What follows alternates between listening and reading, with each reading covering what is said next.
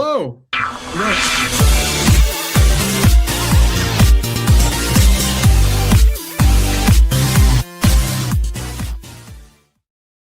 was a little quick there. Hello again. Wasn't sure if we were going to get it. What's up, everyone? Drew Franklin here. Tyler Thompson, Zach Gagan, Jacob Polachek. Another KSR happy hour presented by, I have one today, little country boy brew. I'm going with the summertime vibes. Now that we have the sunshine in Lexington again, I can see my driveway. So why not have a nice key lime cougar bait from Country Boy? I might even go play golf or go for a swim today. It's so nice out. I think it's 48 degrees. How are my colleagues today in their respective homes? We're good. So do you actually still have snow on the ground?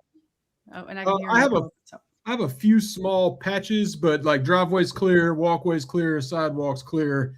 Just any areas that are shaded, they still have a little snow lingering. But me and where I am, I'm like 95% out of it miraculously. What about you, Zach? You're a Lexingtonian.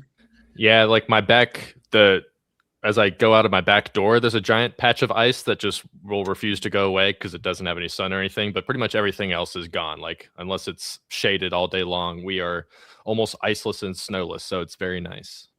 Well, if you were impacted by the snow, there's a chance you could need some home repair. So why don't I just go ahead and shout out my old Kentucky Home Repair. They proudly serve the Bluegrass. They've been doing so since 2008. They offer handyman services, home repairs, remodels, and more. Head to their website at myoldkyhomerepair.com, myoldkyhomerepair.com to learn more or give them a call at 859-940-3376. That's My Old Kentucky Home Repair. I hope you don't need them, but things have been crazy around here. We definitely have road issues.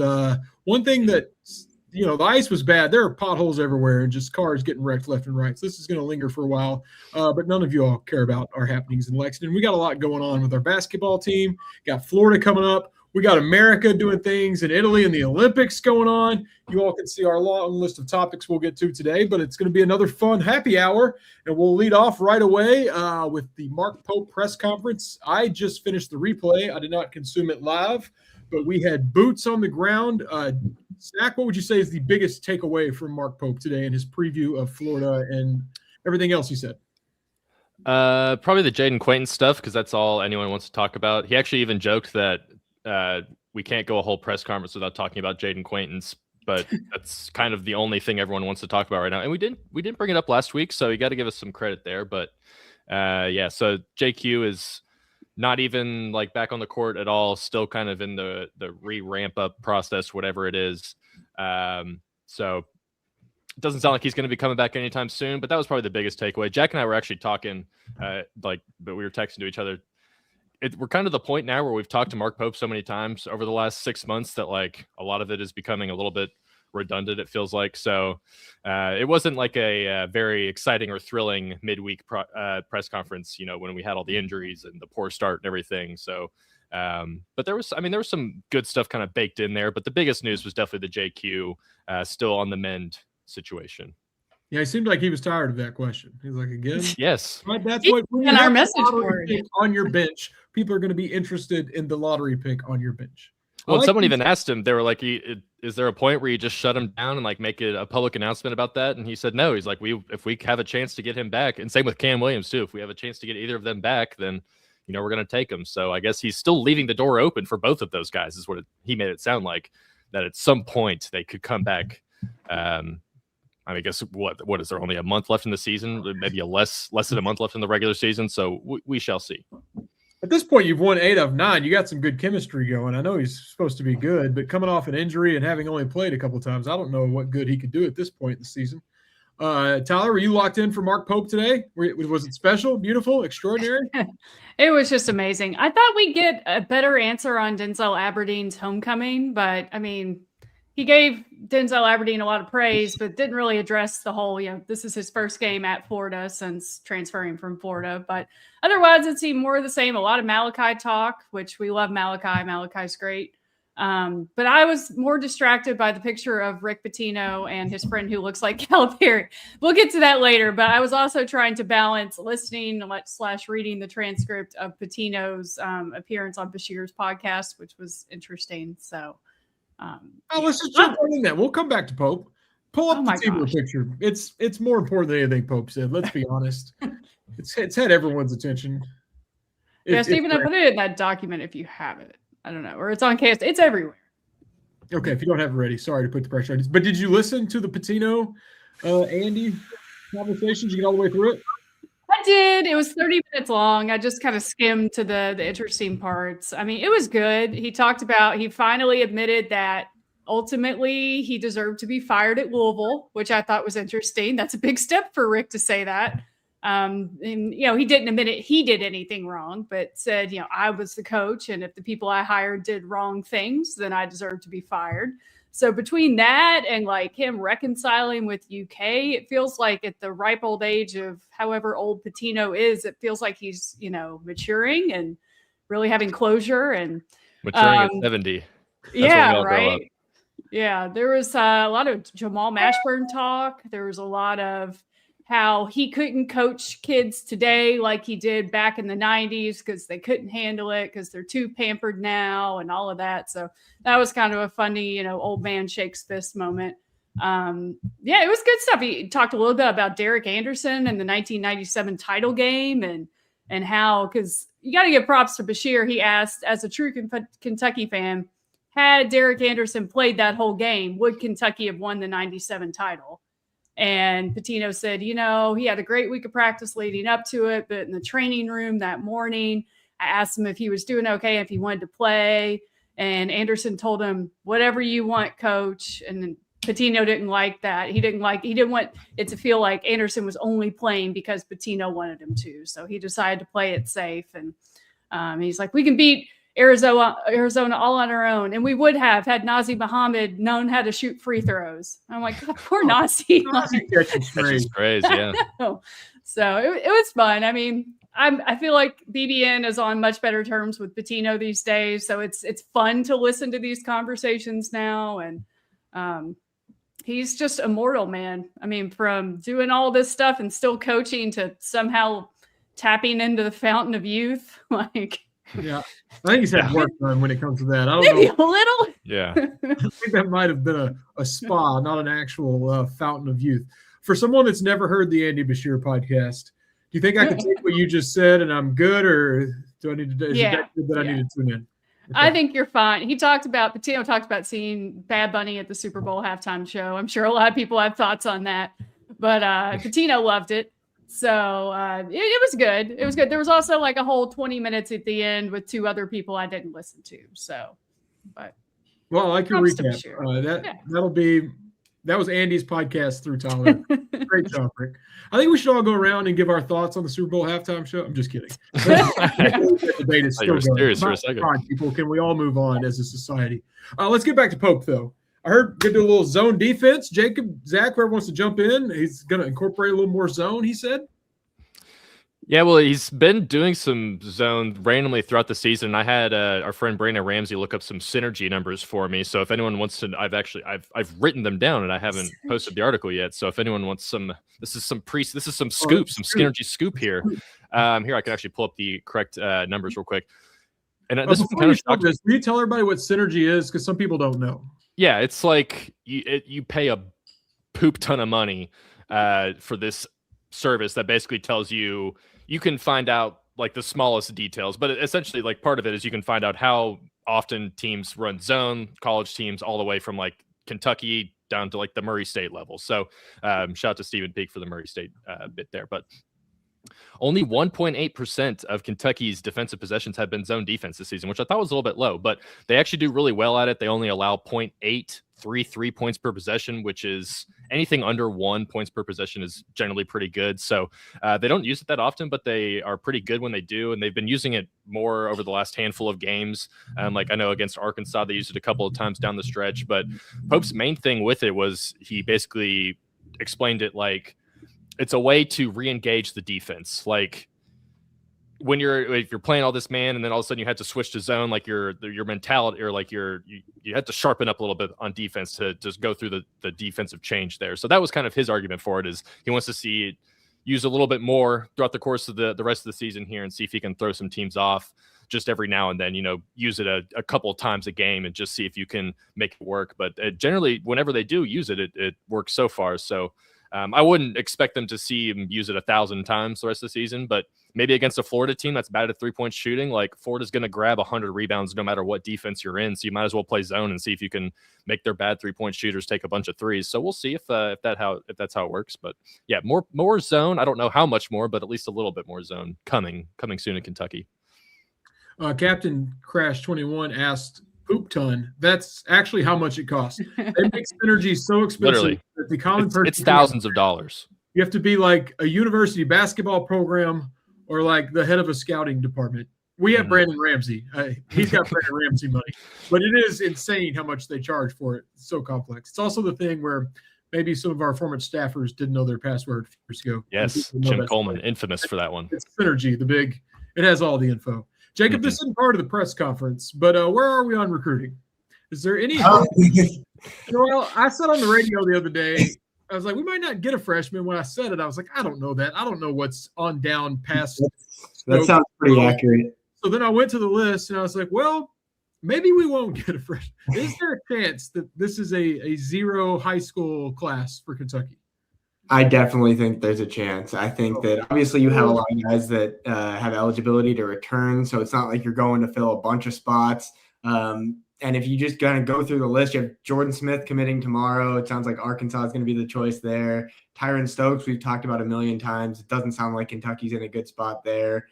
Christian Collins, I just flipped my RPM from Kentucky to USC. I could just keep going through the list. So that's okay. You don't have to. There isn't really one player right now that I would consider Kentucky the favorite for on the recruiting trail. Obviously, it's Kentucky, so I'm never counting them out. I don't think that they're completely out of it with all these guys, but they have an uphill battle to landing a high school guy right now. Are there any like high 4-stars or I don't know? It just feels weird that they might not get any a reclass. There's the kid from OTE that Jason Hart was there. Jacob, you broke that story. Yeah, I don't know how to pronounce that kid's last name. Adam Omducci, something like that. Well, yeah, I don't think the Kentucky. We really never got a clear answer on who Jason Hart was there to see. There's a few guys there. Adam Umadush was a St. John's commit who recently decommitted. I'm hearing a lot of Villanova talk there. I haven't heard Kentucky brought up much. Kentucky was involved like super early in his recruitment, but I don't think that they're still. His teammates would take any. Yes, so I don't think they're still a real player there. And then I know Cody Feger was just recently saw Josh Lindsay, a 2028. I think he's at St. X.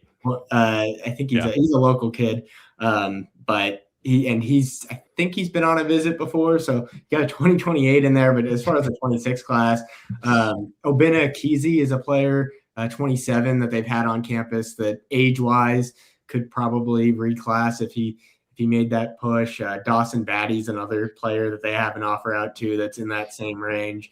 And then obviously they're going after Bruce Branch. They have an offer out to him who recently reclassed to the 26 class, but there's a ton of BYU talk there. So they aren't trending with anyone. They're going to have plenty of opportunities in the portal and plenty of opportunities to keep guys. But right now it's not looking great on the recruiting trail. Well, that was a fun conversation. Let's go back. 2026 is a bad class, though. We should always throw that in there. Like, we didn't want to. If there's one class maybe to strike out on, this might be one. If you don't want that to happen, but there's a way to spin it. There's a silver lining. Yeah, we didn't strike out with them; they struck out with us. Exactly. They whiffed on Kentucky. Yeah, that's what it was. Jacob, before we went live, we were having fun. You were flipping a coin. I'll go first, and you get to keep the table if you're right. To our viewers that are wondering what that is, what we're doing, it's exactly what it looks like. Jacob asked us heads or tails. We gave an answer. I don't really know why we did this. That's the game. We should have the chat. The chat should guess. And then I'm going to go first since I had the winner before we started. I'm going to go heads again. Run it back. All right. We got tails. I'm already out. Ooh. All right, Tyler, you'll go next time. He feels ready. Let's switch vibes to something more positive than recruiting. The Florida game. Kentucky 8 out of 9. Pope talked about that front court today. If anyone has watched Florida at all, their front court is their problem. They go 3. What are they like? 6'9", 6'11", 6'11" in the starting 5. Is that it? Eesh. Yeah. And then Chinyelu, who we've all written about, he's doing Oscar Tshiebwe-like numbers rebounding this year, and he's just one of their dudes. But I think he had, 20 at Georgia last night. He's leading the SEC by more than 3 rebounds at this point. 6th in the country in double-doubles. He's a unit. I've gone into many games negative this year, but that's kind of when I thought we stunk. I genuinely believe Kentucky has turned a corner, and they're a good team. I mean, this 8 out of 9 isn't a fluke. But I also recognize Florida is a problem right now. Does anyone have a good feeling? I mean, if you look at their last 4 since losing to Auburn, they've won by like 20, 22, 25, and 30-something.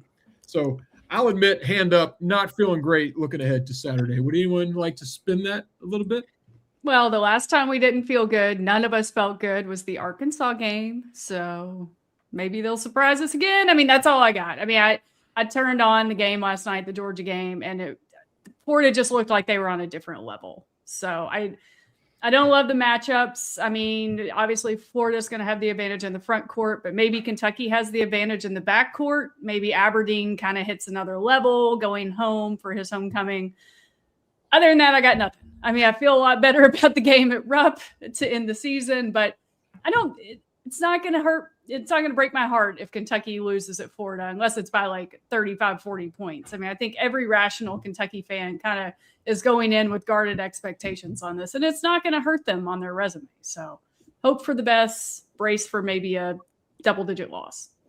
I'm in a great place as a fan, just not feeling great about this one. Is there a chance, Zach, that Aberdeen, who has been awesome in the run, I mean, he's the reason they figured it out 1 8 of 9, or a big part of the reason. Is there a chance we get like an Aberdeen goes nuclear on his old team at all? Do you think he's got that in him? Yeah, I hope he has some Otega Owe in him where he just hates to see his former team. So he, like you said, he's been playing great. Florida's backcourt is not necessarily their strength at all. Like I think they like shot the ball well last night, but like Boogie Flan is like 12% on his 3-pointers in SEC play or something like that. Like they're not like a great shooting team. They're back. Pope even said today that with Boogie Flan, he's been more impressed with his defense than his offense. So I think Kentucky will have the advantage there, and you'd like to see Aberdeen try and maybe take advantage of them a little bit and see if he can get himself up to 15, 20 points or something like that. But I mean, their front court is like I even looked up the same thing you did, Drew, with the Chinyelu, Oscar Tshiebwe numbers. Like the rebounding numbers are very similar, both offense and defense. So it's scary. Thomas Haug is probably right there with Otega and a handful of other guys for SEC Player of the Year right now. Then the other guy, Alex Condon, is just as good. Like then they bring a 7-footer off the bench and Micah Hanglogden, something like that. Yeah. He's actually his role's gone down a little bit over time. I feel like he contributed more last year. And yeah, it has a little bit. Has the like freakishly tall 7-footer played at all? He played like 2 games. I think he's appeared this season. Yeah, I just want to see him walk around. Yeah, Chinyelu is like a defensive player of the year candidate too. So I mean, I think the way Kentucky performed against Tennessee gives me a little bit of faith that they can handle that physicality. Especially, I thought Malachi did a really good job handling Tennessee's bigs. But like, imagine Tennessee's bigs, but like, let's pretend that they can actually score the ball, and then that's Florida's bigs. Like they're big guys that can actually like score around the rim and like do things other than just miss 2-footers. So that scares me a little bit because their front court can do a little bit of everything.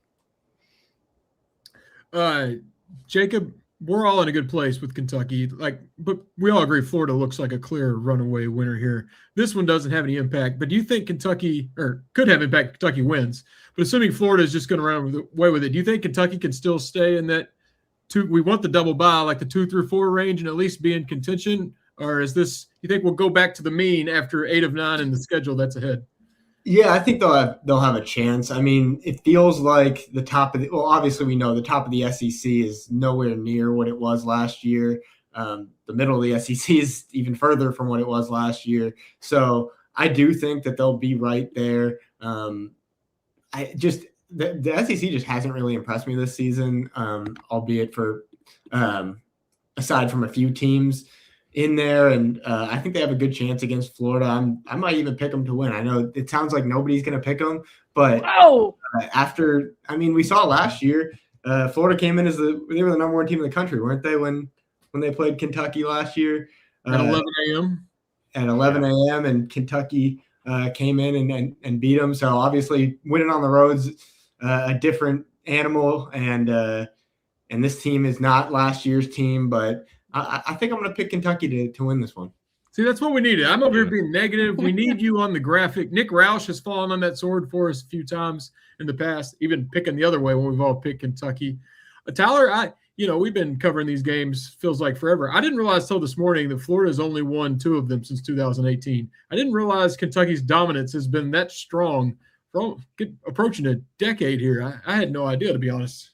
Yeah, it doesn't feel like it. I mean, and also, when was the last time? It feels like it's been a while since we've been down there, or maybe my memory is just stuck in last year. But last year was the first year we hadn't played them twice in a long time. Yeah. So, hey, I'll take it. If history's on our side in this, by all means. That place is going to be nuts on Saturday. I mean, a 3:00 tip is weird, but it's just going to be crazy. I was putting in our credential requests for Jack and Steven, and they've changed it around. They won't even let opposing team, like photographers and videographers in. So Steven got in. He's going to be in an immediate seat, but they've taken even more of the space around the court and changed it into like fan seats. So they were already right on top of you before. So now it's going to be even more on top of you, but the rich people are going to be really, really right on top of you. So yeah, they don't scream or cheer. That'll be okay. Yeah, not at all. I haven't been in a while. They were good at football when I used to go, so no one cared about basketball, but they haven't had football in a while, so maybe they're latching on coming off the national championship. Maybe they have noticed that they have a decent basketball program there at the O-Dome. It's been many years since I've been. I think we all can agree that Kentucky's turned a corner here lately. You don't win 8 out of 9 by fluke. I mean, they've clearly played well. I'm going to go in a circle and ask this question, trying to figure out how to frame it. I'll start with you, Zach. Do you feel like Kentucky is now like a dangerous, good, a team that can do something, or you still feel like they're vulnerable and you're going in with your guard up a little bit, if that makes sense? Are you still like cautiously optimistic? Or are you thinking they've really turned into something and they're the aggressor? I will say that every game before tip-off, I always think about the Vanderbilt game. So that like continues to sit in my mind of like just things could go so poorly so quickly. So, I mean, I think like all the rankings, like outside of Bart Torvik, everyone has Kentucky in like the 25 to 30 range. I think that's right where they are. I think they're between the 25th and the 30th best team in the country right now. And they probably have been for like a month or so now. Like Jacob was kind of saying earlier, like the SEC is still tough, but like the top end teams are just, it's probably not what it was last year in terms of just, top to bottom overall high end quality. But like still to win all these games, to do all these comebacks, like it gives you some optimism. I do think there is some, like Kentucky's won all these comeback games, but there's something to that where it's like, man, they just continue to get down in all these big games. So there are a couple of things that give me a little bit of some caution when I'm going into these things. But that Vanderbilt game still kind of sticks in my brain when I'm trying to pick games, and especially going into this one, like I don't predict Kentucky is going to get blown out, but it wouldn't exactly shock me if, we had a similar performance like that, because that just happens. Like, I mean, we've seen it happen multiple times with this team. You'd like to think that they've turned the corner, and maybe they have, and hopefully they have. So we'll just find out. But yeah, I still have a little caution whenever I'm like trying to pick these games and stuff for the website. That damn Vanderbilt game. I can't remember a team this confusing. I mean, just think of the difference between Nashville and Fayetteville in the same week. I want to believe that they've figured out this equation, and what we're seeing right in front of us is still is like what they are and their identity, and they've actually become good. But then you also go, they got killed by 25 in Nashville. To reframe the question a little bit more for Tyler, what would surprise you more, a Final Four or a first-round exit? Like, do you think they lean more towards going on a run or more towards? I think a Final Four would surprise me more. I think a Final Four would be more surprising. I love this team. I think the run they're on is really great. I think Saturday could be pretty telling. No offense to Tennessee and Bishop Boswell, if you're watching, I apologize. I don't think Tennessee's that good. I mean, yeah, they went up on Kentucky by 14 in the first half, but I think the fact that Kentucky was able to come back says maybe a little more about Tennessee. Kentucky played great. I think it's awesome that they have shown this resilience, this ability to come back. I need to see them do it against elite competition. And in the SEC, it feels like Florida and Vanderbilt may be the most elite, or just on the road. I mean, I know we saw that at Arkansas, and that was awesome, but I don't know. I'm not fully sold on it yet. I think the latter half of the schedule is really, really tough. So I think we're going to learn a lot. I would like to think that Ken Pom and Bart Torvik are a little too down. Why do the analytics hate Kentucky so much right now? Zach, maybe that's a question for you or Jacob, but like Bart Torvik hates Kentucky. Well, I think part of it is like they go. Yeah, they do get down a lot. I think that's part of it. Like, they don't have a bunch of like top 15 like by the metric wins, so I'm sure that's part of it. Like, but yeah, like getting down on a bunch of these games definitely doesn't help. And then you throw in the Vanderbilt game, and I'm sure that plays into it some. I don't know how all those metrics are, created and crafted up, but I think that some of what I just said is probably baked into it, and that's why they're not. But if you beat Florida, they're probably going to jump up 10 spots in Ken Pom. Like, I do think that that's probably, or not, maybe not that dramatic, but I think there would be a pretty sizable shift in the positive direction if they can beat Florida, because the analytics love Florida. Like, I think they're ranked 14th in the AP poll, but Ken Pom has them 5. So like they're the only like 6-loss team that's that high. So the analytics love Florida. And they've kind of had the exact same trajectory as Kentucky. Like, I think they've now won 9 of 10 after a slow start. Kentucky's won 8 of 9 after a slow start, but one team is ranked 5th and one team is ranked 35th in Ken Pom. So that's just how the analytics work. It's weird. Ken Pom has Florida winning every single one of its games the rest of the way. And the lowest percentage of like victory is 66% against Kentucky at Rupp to end the season. So yeah, they're good. It probably doesn't help the analytics that Kentucky's gotten blown out in some games, and even their biggest wins, they haven't really blown teams out.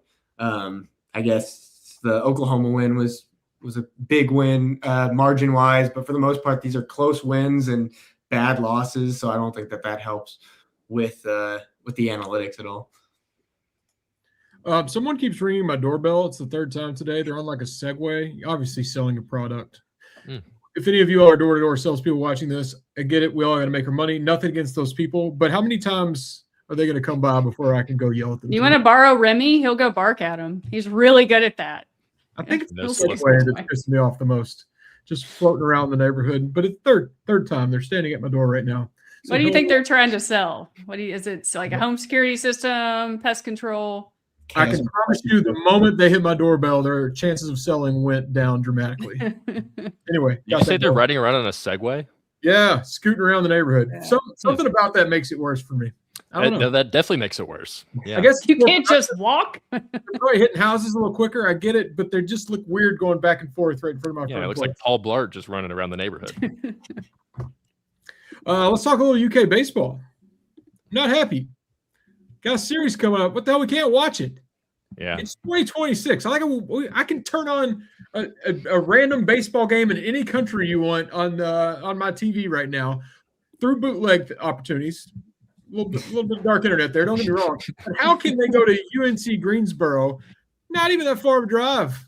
It's the weekend. We don't get any stream. I guess Todd Harris, father of pitcher Leighton Harris, texted Ryan and me this morning saying he's just going to hold the phone up and stream it for Kentucky fans. How can he do that? Like, is he going to be live on YouTube? Like, I don't understand how he's going to. I don't want to Periscope here, but yeah, a proud parent is just going to hold the phone up, and I'm glad he is. But this is further proof. UK baseball, I love you. This is not your fault. I'm very excited about the season, but we're starting too early. If we're not even at the point where we don't have cameras yet, right? It is Valentine's Day.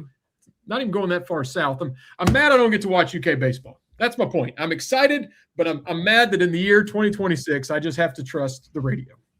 No, I didn't think about that. Does it have to do maybe with so many of the cameras being used for basketball games? Is that part of it, do we think? Or is this just a complete oversight and just didn't feel like taking a crew down to UNC Greensboro for a weekend? I think they're disrespecting our ranked Kentucky Wildcats with 3 preseason All-Americans. We're going to Omaha, everybody. Get ready for it. But we can't watch them in UNC Greensboro first.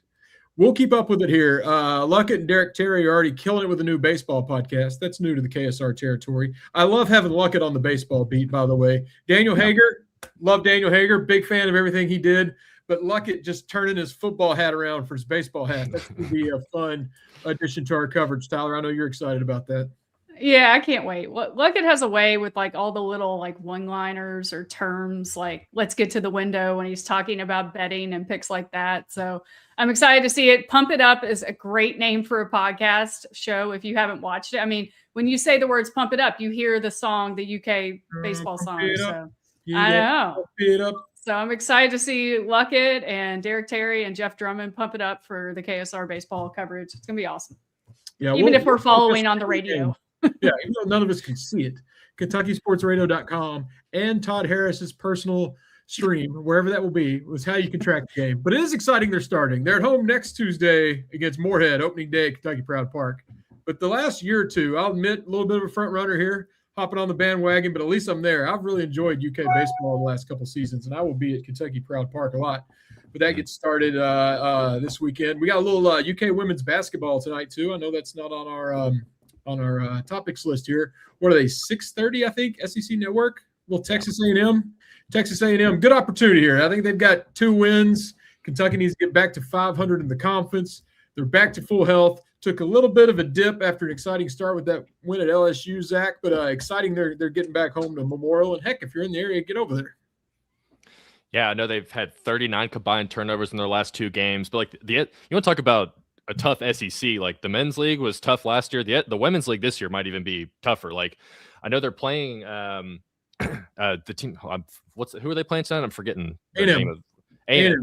I think they're only like 2-8 in the conference. But if you look at their last like 6 losses, 5 of them are against top 10 teams, or 4 of them are against top 10 teams. So like, and I think they just beat like a ranked Alabama team coming into this one. So like they're 2-8 in the conference, but probably a lot better than their record indicates. So yeah, Kentucky definitely needs kind of a get right game, get back on track, cut down on the turnovers. They just kind of have a small rotation right now, and they need to be hitting some shots. Really, it feels like the 3 ball is kind of the difference for them. So, but we're talking about games not being broadcast on TV and stuff. There's a top 5 women's basketball SEC game on being played tonight. I believe Texas and Vanderbilt. It's on SEC Network Plus. Boo. That happened when we beat LSU. You had to like. What is SEC Network showing tonight? Kentucky versus Texas A&M. Well, besides that, it might be after. I'm not sure the timing of all those games, but yeah, it is kind of strange that there's a top 5 basketball game on, and it's on the SEC Network. It's one of those you're going to have to scroll all the way down on your ESPN app to find that one. So yeah, the Cats could use a get right game, Kenny Brooks' team, but yeah, it is at Memorial, and they're doing a jersey towel giveaway. So if you want to go get a free little jersey towel, pop on over there. I saw that the towel is shaped like a jersey. It's got like holes. Pretty cool, huh? Exciting stuff. Also, Kentucky's an 18.5-point favorite for anyone who bets on women's basketball. Just to let you know what kind of matchup we're looking here. Not a game you should lose when you're an 18.5-point favorite. No. But we got that going on. We got the baseball starting tomorrow. Softball's already been playing. They were out in California where I just came from. They've been going strong. They did it right. They went to California to open a series. I don't know if Greensboro is going to be all that warm. So I'm interested to see how baseball goes. Also this weekend, and we're really going to have to lean on Zach here. It's NBA All-Star Weekend. I'm a big fan of NBA All-Star Weekend. I went to it one year by myself. Didn't need a friend. I was like, I'll just go watch a dunk contest alone. Had a great time. Always loved All-Star Weekend. That being said, I'm very perplexed at what is going on this year. And it's not like I've heard and not taken the time to go look myself. I've been to NBA.com and read the entire rules and format, and I'm still not really clear what's happening. So we're round robining 2 U.S. teams and then 1 world team that has some U.S. players on it that had international parents to get the numbers right. Am I correct? Yeah, it's a crock of, I can cuss on here, right? It's a crock of poop. It's poops today, boy. You better watch it. Watch out. Yeah, a lot of poop talk today. It's stupid. It really is. Like, it's just the latest attempt to try and revitalize an event that's never really had juice. I mean, once every 7 years, you get a good All-Star game. Like the last one I can remember was when Anthony Davis hit the Elam-ending free throw. And I think it was in like 2020, 2021, something like that. And then they did the Elam ending the year after that, and it wasn't close. So then they just decided to scrap it and never went back to it. So now they're doing this whole thing with the world versus the U.S. I mean, it's nice because there's a lot of Kentucky guys in it. 6 different Kentucky players got named an All-Star. Shea won't play because of an abdominal strain. But De'Aaron Fox got added in today for Giannis Antetokounmpo, so there's going to be 5 of them. Jamal Murray's a first-timer. I think you got Murray, Booker, and I want to say Cat is also, or maybe Maxey is in the 3-point contest. So, like, that's honestly, that's probably going to be the most exciting event of the entire weekend is the 3-point contest, because that one's hard to screw up. It's pretty much always entertaining. So, like, that part I will look at. But, yeah, they're going to do 4 different 12-minute games for the All-Star game. The All-Star event, whatever it is. There's 3 different USA teams, or 2 different USA teams, a world team. Like Adam Silver, the commissioner, was trying to do this thing where, like, okay, if a guy got injured, he was going to replace him with, like, if like a world guy got injured, he was going to replace him with a world guy. Well, that just hasn't been the case. He's just been not doing that anyways. He decided to add De'Aaron Fox over guys that were probably a little bit more deserving. Norman Powell has like some weird Jamaican connections, so now he's playing for Team World. Cat's actually, I think Cat is playing for Team World. We have more players on the World than on the U.S. team. Cat, Shea, and Jamal Murray are playing for the World. Yeah, so Cat's doing he's repping the Dominican Republic, I believe. Yeah, from his mom's side. Yeah, from his mom's side. So that's cool, like just that little nod to it. But I mean, it's just another weird gimmick. Like, I don't know. I didn't watch any of the All-Star games in the 90s and stuff, but I've been told that they weren't exactly always, entertaining from start to finish. Like, maybe guys would pick it up in the fourth quarter. That's kind of my experience when I was growing up, is guys would pick it up in the fourth quarter and play hard, and it would be fun. It has kind of gotten a little bit more ridiculous and more lethargic than normal. But these latest attempts to try and do it, like change it with the format and everything, like, if the guys don't care, it just doesn't matter. And the guys don't care about the All-Star game, so it's never going to matter no matter what weird gimmick you do. But I think the 3-point contest will be interesting. Like, I'm going to watch that. And I'll watch the All-Star game, kind of, like, I'll have it on, but I'm annoyed at how it's all going. Adam Silver is really pissing me off with how he's running things, with how he's running my league lately. And I don't like it at all, actually. So the tanking's become a big issue. I could spend a whole happy hour talking about why I hate Adam Silver right now, but yeah, we need to get your country boy. I see the steam coming out of your ears. Yeah, I do think someone posted on the board. I was trying to look it up, but I couldn't find like any confirmation. But I think a former UK women's basketball player is a referee in the celebrity game. Oh, that's cool. Look that up. So that's kind of a weird little bit there. I don't know. I'm not sure if the NBA has a link for the referees for the celebrity game. No Kentucky affiliates with any of the celebrities that are in there, as far as I know. But it's gonna be lame. It's not gonna be any fun. The guys aren't gonna take it seriously, and we'll just see what happens. Jake, I'd love to be pleasantly surprised. First, Tyler's up on the coin flip, but after you figure out if she's right or wrong, what is your interest level in All-Star Weekend? Yeah, you asked how I can fix the All-Star Weekend. You want me to fix the All-Star game? I would love to see it. Okay. So there are 30 NBA teams, right? Mm-hmm. Correct. Take one player from each team. 15 players on one team, 15 players on the other team. It's all technically you're on teams, so you guys go on your said basket, but it's a free-for-all. And whoever has the most points on each team clinches an automatic playoff berth. Ooh. I like it. Baseball has home field advantage. They started playing once they added that. I want to see the best players in the world have to be as selfish as possible, not giving the ball up, having guys on their own team trying to steal the ball from them. I think it would be wildly entertaining. Who's the best player from the Washington Wizards? The best player from the Washington Wizards, Anthony Davis. I was going to say Anthony Davis. Anthony Davis, Trae Young, and Alex are all injured. So your best player from the Washington Wizards would be like Keyshawn George would be out there. And then Keyshawn George he could his time. Can you imagine? So is this a like 30 a lot players? Of pressure on him. A lot of pressure on him. Are you having 30 players on the court at the same time? Yes, then is that what you're saying? At the same time. All right. Can you imagine if like I would watch. I would watch it. Like 5 players injured, and the fifth guy goes out, scores 50 points, and clinches a playoff berth for the Wizards? Come on. Yeah, that would be absolutely ridiculous. David Stern, if you're listening to this, make it happen. David Stern, rest in peace. Whoa. Actually, I'd love to have David Stern back at this rate. Peace. He said peace. Jacob, Tyler's up on the coin flip. I'm ready. I'm gonna go. While he's getting his coin, I can confirm. I going found tails. Officials. Oh, go ahead. This coin's from 2001. Is it a state quarter? Yes, George Washington. Heads or tails? Well, tails. Sorry, heads. Man, Go for two. Zach, You got to bring it home for us at some point. Castine Evans is the former player. Yes. She played through 2014. She played for Matthew Mitchell. She is one of the 3 officials for the celebrity game. Yeah, so good for her.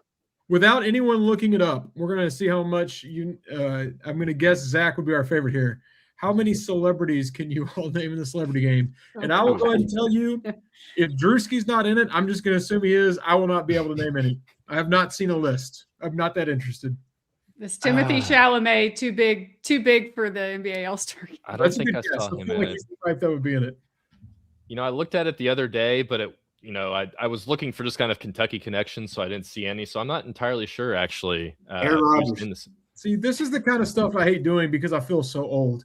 Like sometimes headlines pop up, and I'm like, I don't know any of those people that you're telling me that are at this party. Shams is in it. Shams is one of them. Oh, wow. I should have gotten him. Who's Mustard? Mustard is the second person. DJ Mustard. He's okay. I didn't DJ know. Mustard. Yeah, Oh, wow. he goes by Mustard now. Yeah, he dropped the DJ. He's more than just a DJ. He's a. When I was taking in my DJ Mustard, he was still DJ Mustard. Yeah. Stephen A. Smith. Keegan Michael Key, I know him. Jeremy Lin, Insanity. Taco Fall. Okay. 7 foot. Amon Ross St. Brown, Lions receiver. Okay, I know about 4. Yeah. Awesome. Well, there's NBA All-Star talk. I feel like The dunk former contest athletes. saved me, and I went and looked at who's in the dunk contest. Not a lot. Don't do that. Don't do that. Jalen Duren was supposed to be in it and then backed out because he got hurt. Why is Jackson Hayes in it? That made me That's laugh. a great question. Because Shaw Johnson is in it. He was like a borderline Kentucky transfer target 2 years ago. Jacob, you might remember that name. It was like 3 years ago. 3 years that ago? was Cal. Under Cal. And here he is 3 years later. That was. And then you got a Jace Richardson. That's Jason Richardson's son. He can. Yeah. Awesome. Yeah, that one's Jace Richardson's my pick. That guy can dunk it. This wasn't the greatest promotion for All-Star Weekend, but Zach helped us understand that there's multiple All-Star games with international players who are truly international but have connections to other countries. And then we got the Olympics to watch. So I was about to bring that up next. Tyler, you're our Olympic expert. I've been actually tuned in a lot at night. I haven't seen any today. Has there been any headlines we need to know about first? Well, do we want to spoil people in case they're waiting for prime time in Milan? See, I'm a primetime watcher. Actually, I don't even want to. Chloe Kim participates today. I'm not going to give it away, but I think we need to talk about the ice dancing scandal from last night. Yes. Because I have been glued in on this. So I even watched one episode of that Netflix show about the ice dancers because why not? And I got to learn about the 3 main couples involved in the ice dancing. So there's the French couple, which it's their first year competing together. So the guy's partner retired and the girl's partner was a bad guy. I'll just put it like that. He has to step away from international competition because he's not a good guy. So these 2 pros, one of which is like the reigning gold medalist, came together to form this French super team. And they've only been competing together for 15 months. So they're up. And then you've got the American couple, which everybody loves. And they're just awesome. And then a very likable Canadian couple. So anyways, it all came down to the free skate last night. The French couple was barely ahead of the U.S. couple. And then if you were watching, and Drew, I know you were, so you can back me up on this. Locked in. I think the U.S. couple did better than the French couple last night, and most of the judges agreed, except for the French judge. And because of the French judge, the French couple got the gold medal. We were celebrating early in our house. Okay. The Americans went right before the French, put up a great number. Great number. You could tell in their emotions they were celebrating gold already, even though the French still had to go. And then Johnny Weir, who I will never forgive, said the score that the French need to get, they've never even gotten before. It's out of their reach. They can't possibly get that. And I turned to Abby and he just announced or jinxed us. It's like the pitcher's going up there and he had to miss an extra point all year and you tell me about it 5 times. He's shanking that left. And right on cue, their highest score ever. I'm not great at grading this. In fact, I don't know it at all. But I can tell by watching it wasn't as good. In fact, they slipped at one point. And the Americans didn't slip. So purely on them slipping, there's no way they should have won. But they're cheaters. The French are assholes, Lloyd. Dumb and Dumber said it best. big old controversy. And our poor Americans, they seem so sweet. They made my wife cry. Don't make my wife cry. I know she's pregnant, got the hormones going. She's crying over this. It was a whole situation over here. I got way too wrapped up in it. So I'm just legitimately bummed there's no figure skating tonight. It's not like I'm just like a huge figure skating fan, but I've been wrapped up in it. I'm just going to have to watch Johnny Weir and Tara Lipinski on Traders instead. And well, he's Jacob a traitor for jinxing. that was traitor behavior. It was definitely traitor behavior. Rob would be proud, but you two on that side need to get with the traders so we can talk about that. Do we have a medal count? Oh, that's a good question. I can't look it up. I know one of the outcomes. Oh, it would spoil it. Yeah. For you that aren't as locked in as me and Tyler, who wrap American flags around ourselves and sit on our couch at night. Quad God has been awesome. I highly encourage you to Google Quad God. Big Quad God fan. Is that a person? Yeah, he's our figure skater who looks like a bad guy in Game of Thrones. He's got like this, but look him up. He's incredible. Quad God. He did a backflip. Is that his government name? You not is that know what his this? certificate says? 1 foot. Do you want to know what I've seen from the Olympics so far? I've seen the What? Lindsey Vonn ordeal. Yeah. And then I've seen this one guy, I don't remember what country he was from, but he used his opportunity to celebrate his bronze medal by apologizing to his girlfriend that he cheated on. Yeah. Those are the two things I've seen online about the Olympics so far. And I watched snowboarding for like a second at the gym the other day. What were I'm your just thoughts on the impressed. confession to cheating? I thought that was a very interesting time to try and do that. But I I'm wonder just if it impressed worked. that you've I wanna know. avoided the Quad God cultural I am actually, thing. yeah. I feel like that would have come across my timeline, but I'm watching it right now. my timeline's only doom and gloom. Sorry, I don't get anything. You're from it. watching Quad God?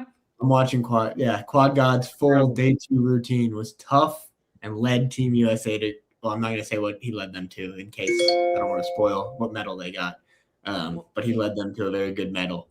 Sean White, he's from San Diego. I wanted to bring that up. Winter Olympics. You know like what Sean else White. is from San Diego? Quad God. That coin you have, and Zach's up. While you do that, Tyler, I can't think of the woman's name, but the one who got proposed to after she wrecked. Oh, the skier. Yeah. Yes. Breezy something. Breezy Johnson. Yeah, Breezy Johnson.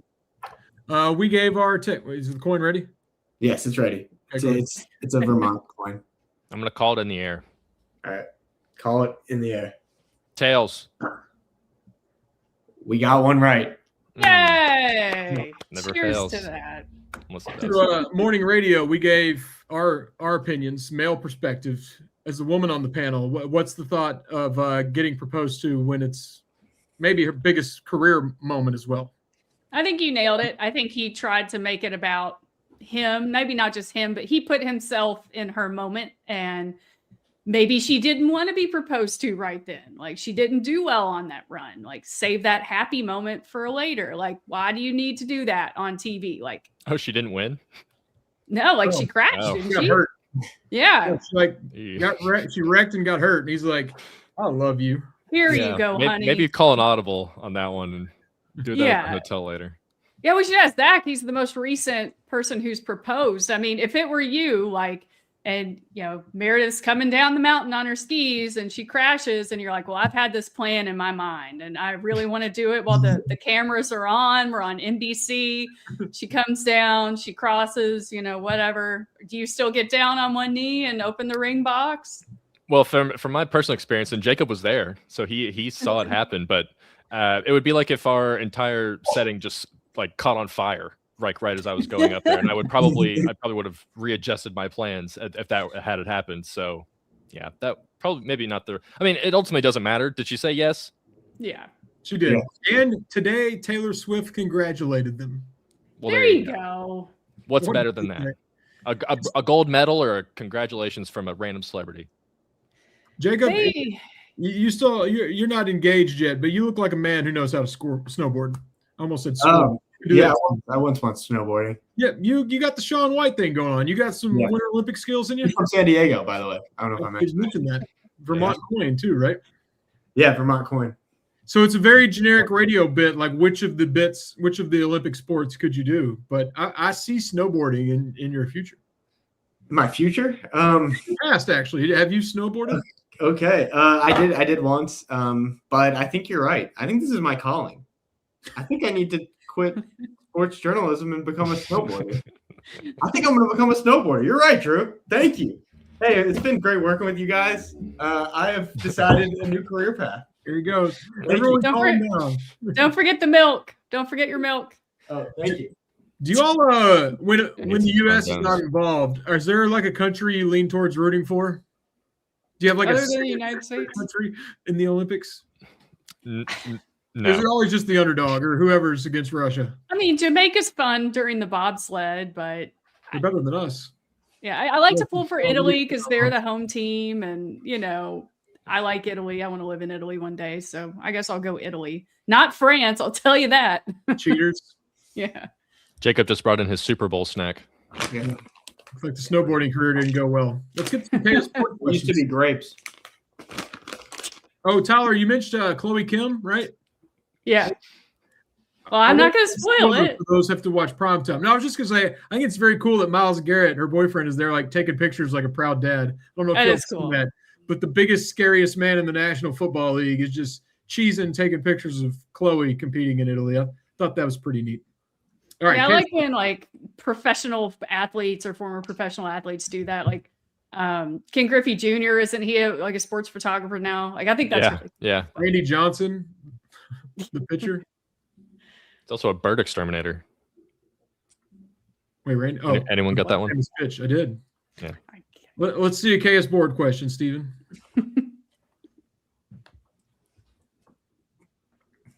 Go through the KSR staff members and rank them on who would be a good babysitter. Oh, hey, for a little one, we are expecting in April. Hey, touche. So the babysitter topic is at the forefront. Is this your burner? Thank you Fun for fact. putting out the part. Oh, thank you. I Oh, thought nope. Well, good production from Steven there. Yeah, Steven with the plot twist. Also explain why at Jacob Polachek would be last on that list. Ouch. Well, I mean, Jacob he just left us to go become a snowboarder and then came back. And my dog is alive right now.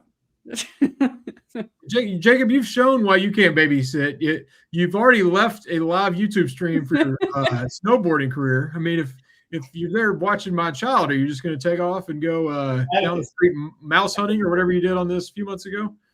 Yeah, his house was infested with There we rats. go. We should that might be add that. Oh, For our Hey, bud. KSR radio listeners, I actually played this game at lunch in San Francisco just a few days ago with the crew, and we actually came up with a great answer. I'll do just the Matt, Ryan, Shannon, Billy crew.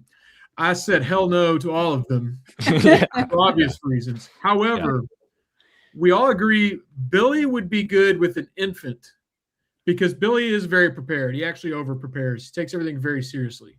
So Billy with an infant, best. But the moment that baby gets a personality, Billy becomes the worst because he will start to feud with it. We already know he doesn't like kids on the post-game show. He feuds with Mario. He gets into all these feuds. So for our radio sphere, it became very clear Billy up to an age where the baby starts to get its own identity, and then get Billy away from that kid immediately because it'll take a turn for the worse. Here with this group, I would trust almost all of you more than radio. Almost Jacob, the runaway still worries me a little bit. I feel like Roush has had a lot of practice, so I'm going to lean. Well, he's got 3. He somehow wears all the hats he does. I'm going to say for this exercise, with all due respect to all of you, I can't believe I'm saying this out loud. I would hand off my baby girl, also doing April, to Nick Roush. but not on Derby Day. Not on Derby Day. Not on Derby week. There's some stipulations here. Yeah. I think that's fair. I mean, we've got so many KS parents now. We're about to have another one, so I think it'd be hard to choose. And even the ones who aren't parents, I think we're fairly responsible. I mean, I would like to think so. So The whole crew here, anytime you'd like to. way better than radio. Anytime you want to do it for free, you're more than welcome. And congratulate. What was it? Disgruntled? What was the name? Disgruntled fan. Disgruntled fan. Early Sport regular. We're on the same timeline. Counting down, bud. It's getting close. All right, next one. Scratchy Cat 2. Oh, there's 4 questions. Are we doing? You want to do one at a time? What's the format here? One. Yeah, do one at a time. I can come back to the graphic. Okay. First question. Who are they going to recruit for next year? I'm just going to scrap that one. We've already kind of went over that with David. That was not a fun conversation. Sorry, Scratchy Cat. Hit rewind. Number 2, What is the expectations for the end of the season? Either. I mean, I'd like to get to the second weekend of the NCAA tournament. I think it would also help if Kentucky made it to Saturday of the SEC tournament. Sunday would obviously be wonderful, but I think second weekend is kind of where I have this team right now. So. Yeah, for me, it's I would love to see them get a double bye in the SEC tournament. I think that's fully obtainable right now. I think Adam Luckett did the whole breakdown. Like, you can lose to Florida and still win 4 of the last 8 or 7 games, whatever it is. And probably, like, once you get that 12-win mark, you're probably going to get a double bye. So I would love to see that happen. I think that would be a good way to end this season, especially because it's going to get a little tougher towards the end. And then, yeah, another Sweet 16, I think, with all things considered, how the season has gone on and unfolded. I think a double bye and then a Sweet 16 would be – I would take that. I know a lot of people wouldn't take that, but I would be – again, with how things have all played out, I would take that pretty much. If you told me that was how it was going to play out right now, I would take it.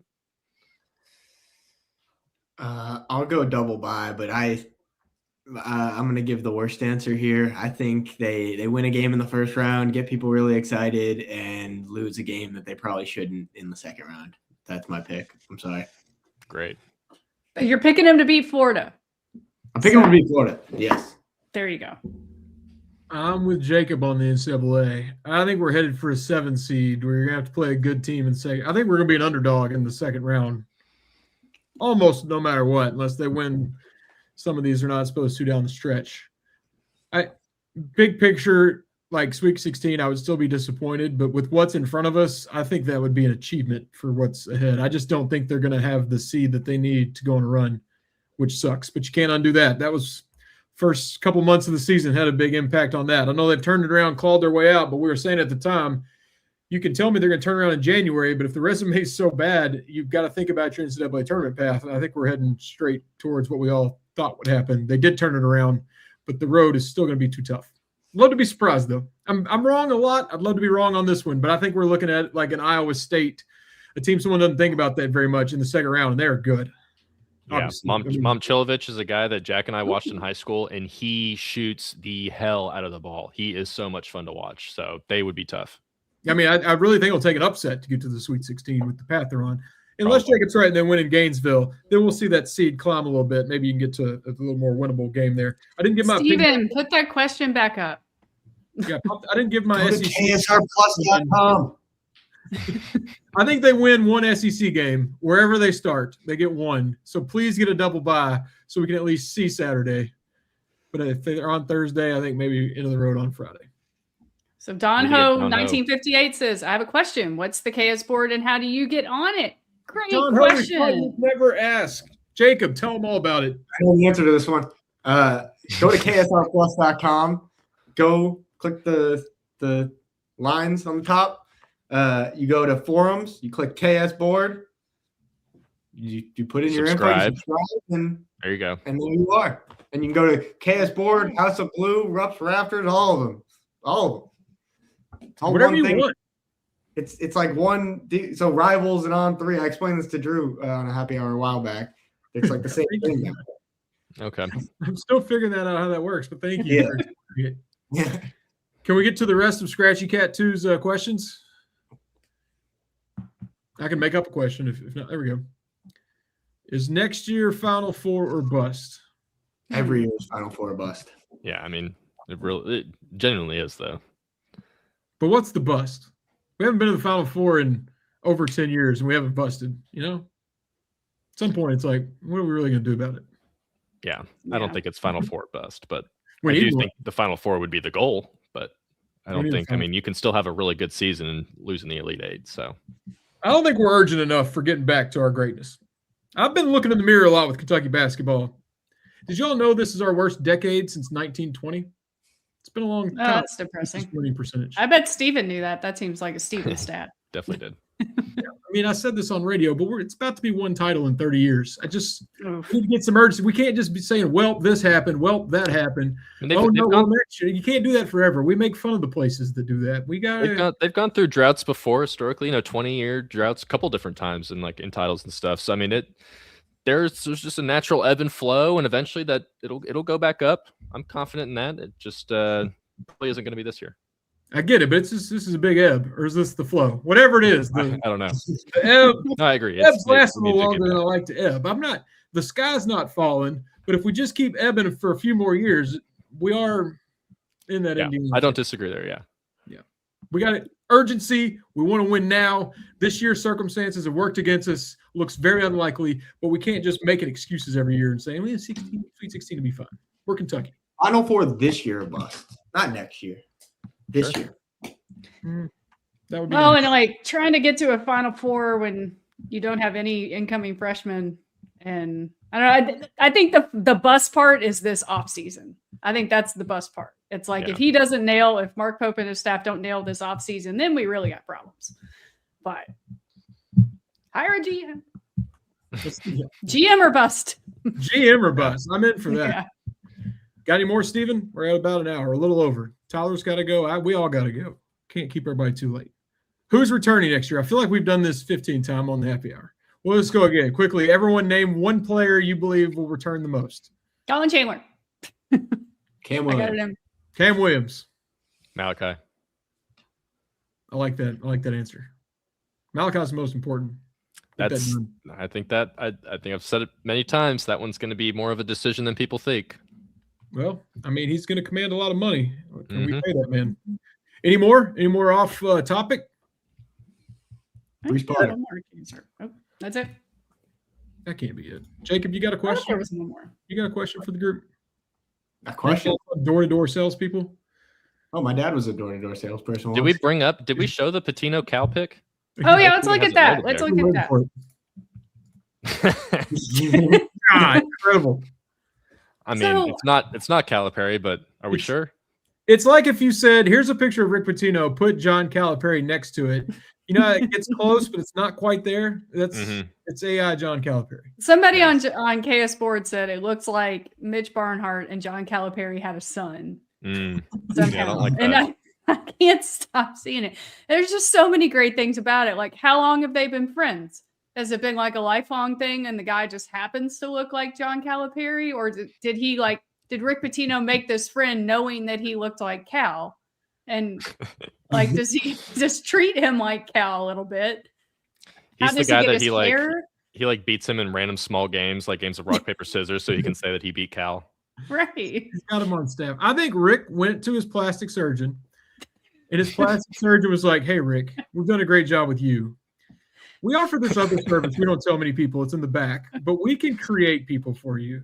Would you like us to make you a little John Calipari? You can boss around and tell not to smile in photos."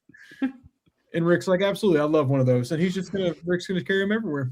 He just looks worried too. Always worried. Like, does he always look like that?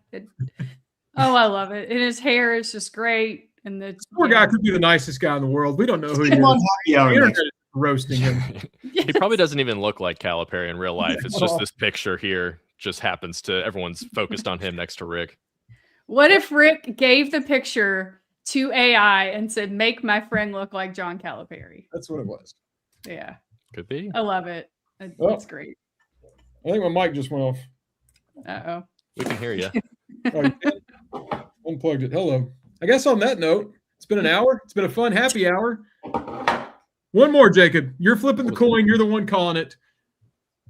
If you don't get it right, Zach's our champion. Thank you to everyone watching. Thank you to Country Boy. Tails never fails. That's right, baby. It's tails. Boom. Bang. 2 and 2. Nailed it. Now we need a tiebreaker. First comment is calling this one. Anyone comment? The first one I see is the one we're going with. Tiebreaker. We got to go 3 and 2. First one, heads or tails? Show me one. Are we Or in not. delay? Okay, we'll let Hello. the relay bake for a second. There Oh, we go. there we go. it is. No, that was Steven.